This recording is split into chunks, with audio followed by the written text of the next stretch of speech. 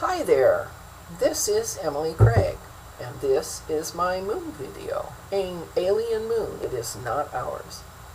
Some years ago, the moon looked a lot different than it does now in the sky, especially during the full moons. And lately I notice its background is no longer in a nice clear sky. There's a lot of texture and color behind it.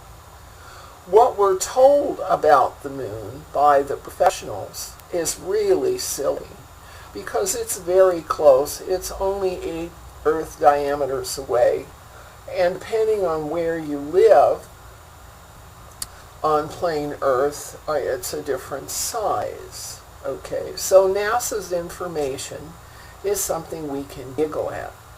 I've assembled images from this group of fine videographers and from Google Moon to show the construction and the functions and the uses of areas of the moon, because really it's as if you took a city the size of San Francisco and you crammed it into this sphere and spread it around on the outside of the sphere, and there are compartments on the inside and areas that look natural on the outside, and it's really an amazing piece of architecture. I understand the architect's name was Yoshai, and he designed this back in Orion many centuries ago, 100,000 years ago. It was in use for a long time, and then it got run down. One of its engines failed, so it was towed here within, I guess, about 10,000 years of human history.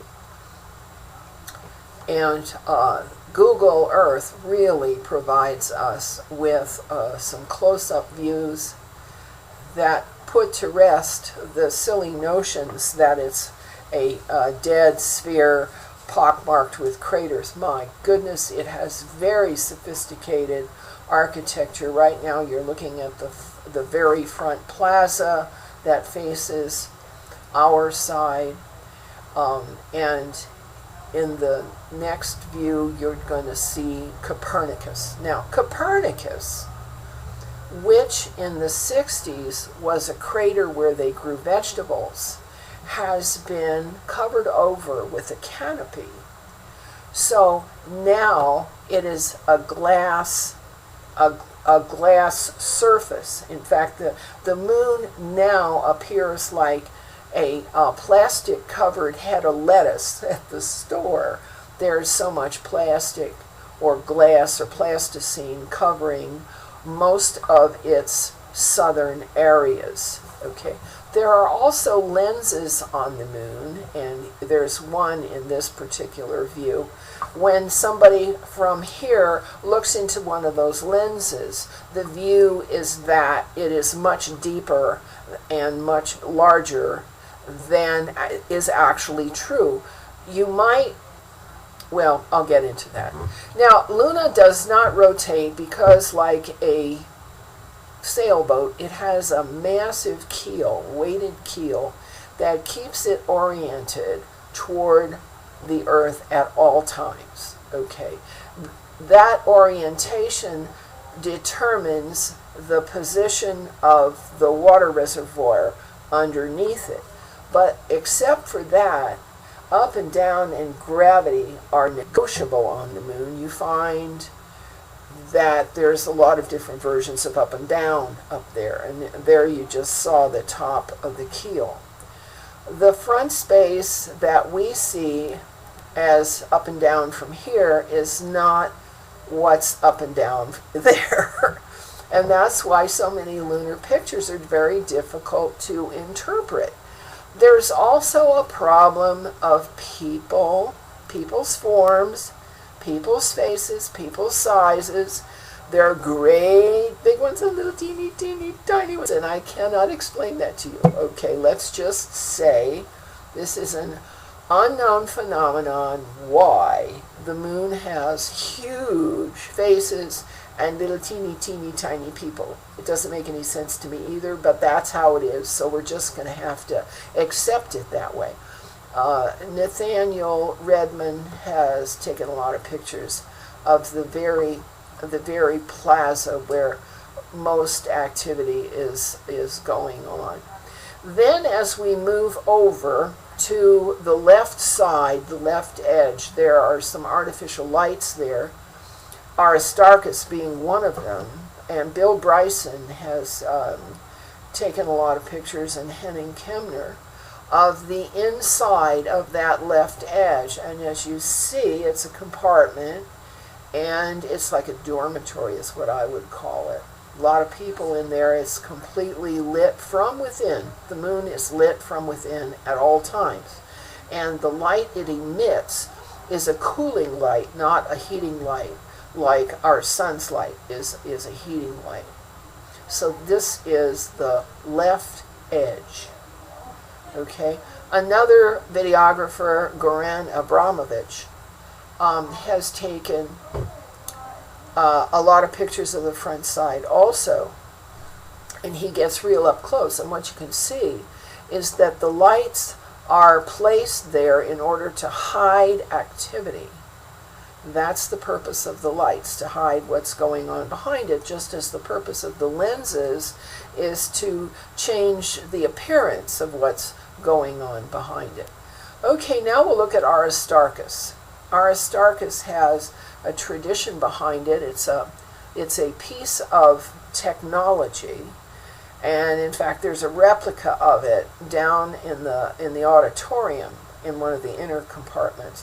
But here's what it really looks like when it's a light like a traffic light, and it's very, very, very large, and it used to serve as a wormhole.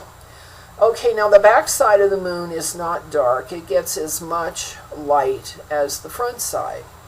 Only, they get it in 15-day days, all right?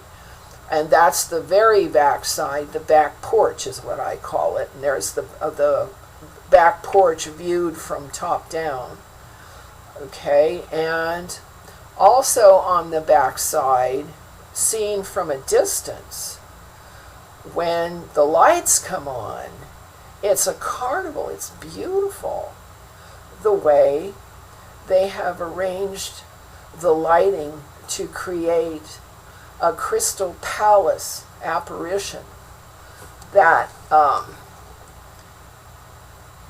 and that's in front of you. It's just marvelous. Okay. Wrapped in glass or plasticine like a package. The whole southern hemisphere is wrapped like that.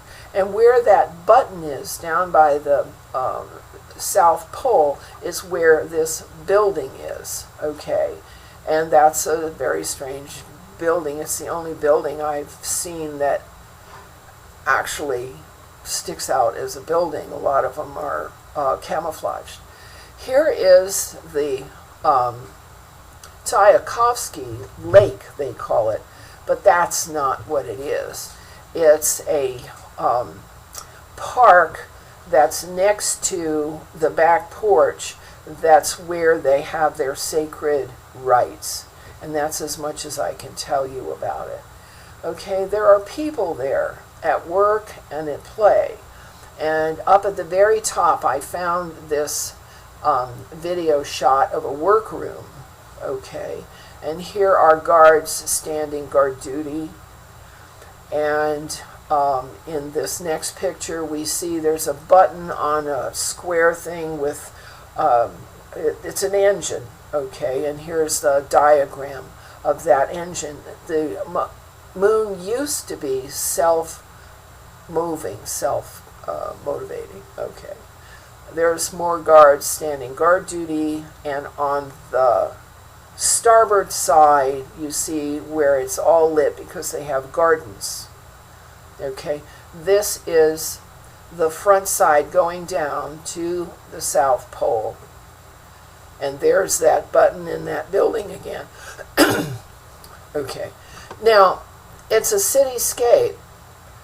So what I don't understand is why NASA made such a big deal about bombing it with an empty rocket casing in the area of what they called the crater Cabeus, okay? And in the process, they poked a hole in the water reservoir. And here's NASA's picture of their hanky-panky in bombing a civil architecture that's in our skies. I don't understand why they did that.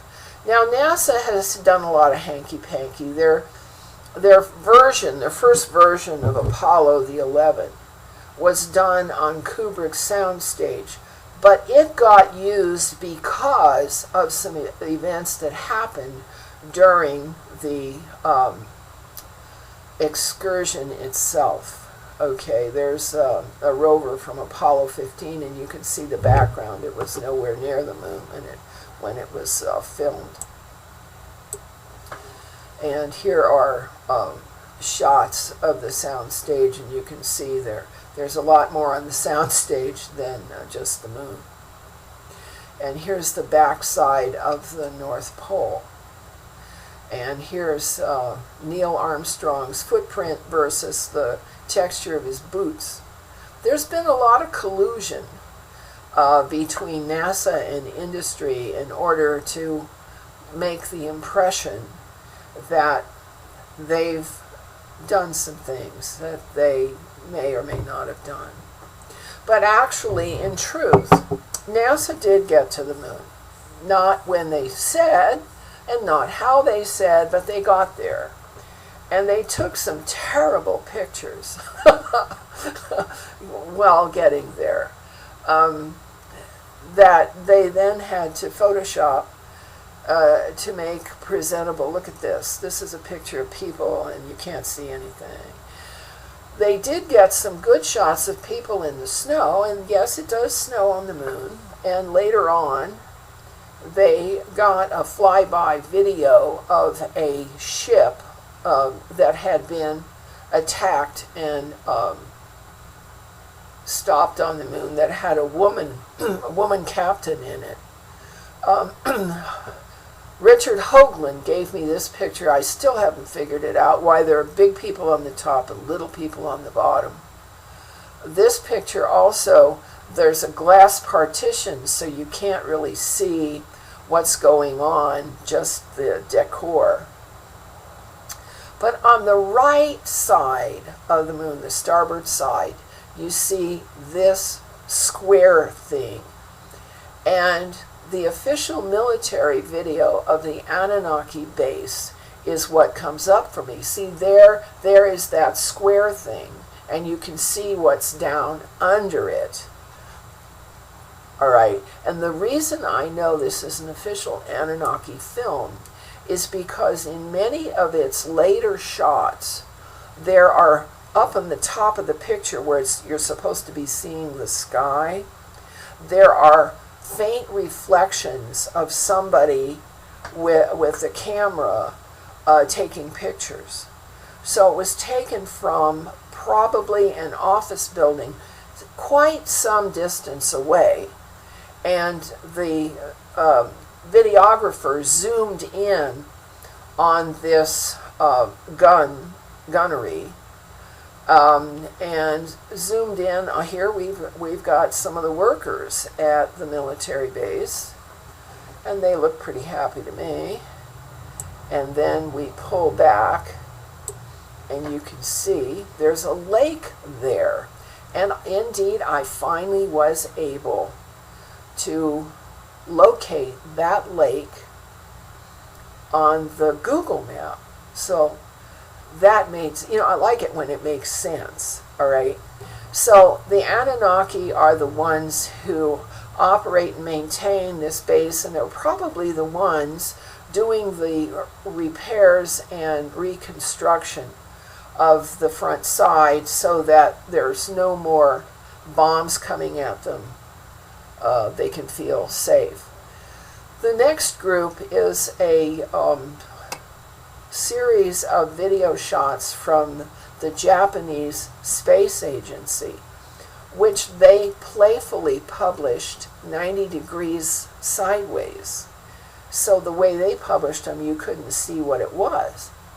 But I think you can see here that behind the glass, there's a large crowd of people, and they're processing or parading or something like that. And here's either a guy with a gun or with a camera. I really couldn't say which it is, who's pointed at us, okay? And then the parade is going by with its floats and its vehicles, just like uptown, just like here. So the moon is a city. It's very urban, and it has a lot of its residences are wrapped around the Anunnaki base. That's where the residences are for the Anunnaki. And then up on the top by the North Pole, there's another, toward the backside, there's another group of residences. So now you've seen a parade on the moon with great big people and little tiny people. I do not know why that is the case. Now on the topic of supermoons, you know what a supermoon is? It's a full moon when they're having a party and all their lights are on. So here's a picture of one of their parties. And so the moon is brighter than normal. And here's the problem of the size of people, the big people and the little people. And in these next few views, we have people that are too big to be where they ought to be. So I just have to let that go, and we just have to realize that theirs is a different reality, probably interdimensional. In fact, we're going to get to an interdimensional conference at the end of this video. But in the meantime, you're going to see great big faces and little bitty people just about everywhere. These are Henning Kemner's images. Oh, wait a minute. This next one is Henning. Those are from 2010. And Crow 777 knows how, with his equipment, to get right in there. See how they use lights to hide people? This is a strange picture, and I don't know where it is, where there's that lump on one side and a textured, but that's the correct orientation for that picture. It's just really odd. This one is lunar photo of the day, and it's not a bad shot. Okay. This one is NASA, and what you see is images behind a glass darkly, is what I call it. All right. And our problem with the people is that there's so many different kinds. We've seen this from the volcano Popocatépetl in Mexico, and we've seen pictures of light beings in England, and there was this apparition in 2003. But in 1969, from what I can determine, what happened to the moonshot was that the command module was commandeered, and one of the crew members was injured in the process.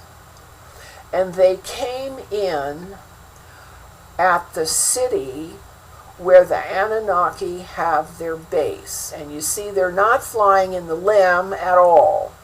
They never did make it in the LEM. They were in some other vehicle. And here's the view they really had going in.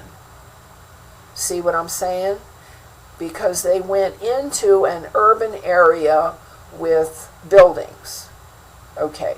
Then they stepped out of the ship they were on, and they were in their equipment, okay? And they were on a road, okay? A road that had a compartment right next to it, and here's that road and that compartment. And I've located that road and that compartment, and it's right on the front side up by the Anunnaki base. There it is. Okay, that's where the road is. So then they followed the road And you see there are light beings, and there are little beings, and big people, and little people. I don't know how that works. Maybe because the lens of the camera is set too far ahead in its focal length, we're looking through people, at people, so on. Okay, but you can see our guys weren't all in spacesuits. So then they came upon this fence, I'll call it a fence, which turns out to be a sculpture, a very interesting metal sculpture. And I don't know whether they had guns or whether they were shooting guns, but what starts coming out of the metal sculpture is a lot of smoke. And so everything gets very indistinct. But again, we have transparent faces looking through other transparent faces at people in layers. And that's probably because there was no focal length set on the camera. The photographer didn't know what he was doing. Here, now these faces are starting to become more distinct because they're in the foreground and the metal sculpture is in the background. Okay. And so this appears to be some kind of attack on this particular building by the rover crew. Now, if that were true, it would have something to do with the fact that we were never invited back. You know, come on, let's be real.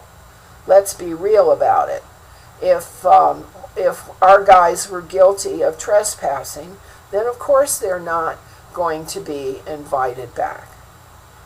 And so what we see finally is this is a hospital shot of the guy who got hurt, and then finally a people shot of the guys from I figure from the ship. Okay. So this is probably why NASA didn't go back. At least they didn't go back openly or published. They sneaked. They had to sneak from then on, which is very immature, very childish. And there's a part here that talks about different densities of human bodies, and you'll deal with that. Now here is the lunar party that was put up by a guy here at Facebook, whose name is just a pseudonym. It doesn't matter. But every single shot is shown in its natural color, and the faces are very, very distinct and different. And that party occurred in January and February of 2012. And here finally what we see is some people who have sort of materialized in smoke, okay? And then we look at moonshots that Goran Abramovich took, and we see very transparent people next to very large people. And that's why I keep talking about this, because we have no earthly explanation for what we're looking at here. Okay? And here's Joseph Farrell's Snow and Glass image from Apollo. Whoops. I'll have to move that. So we have the problem of human forms. They're even now showing up in the skies, and they're even showing up in the waves on the sea. So human forms can show up just about anywhere. So I'm going to leave you with the history and the credits, and I hope you've enjoyed the show. Let me know, okay? Bye-bye.